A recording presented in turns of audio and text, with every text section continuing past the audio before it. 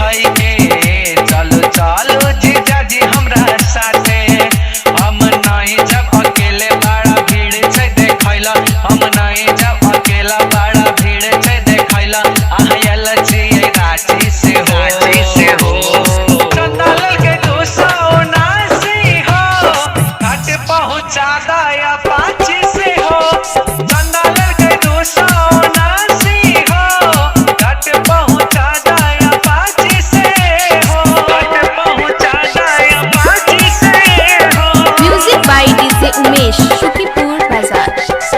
जल्दी से जीजा निकालो वहाँ गाड़ी छठी घाट पहुँचाबो भगलिया देरी छठी मैया के घाट कोसी के तट पर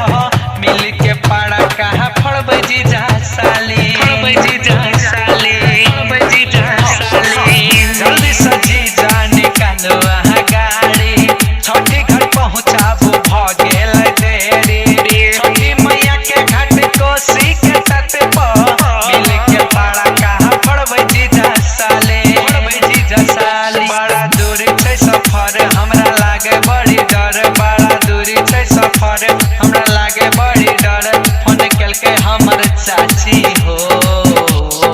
चंदालाल के 279 हो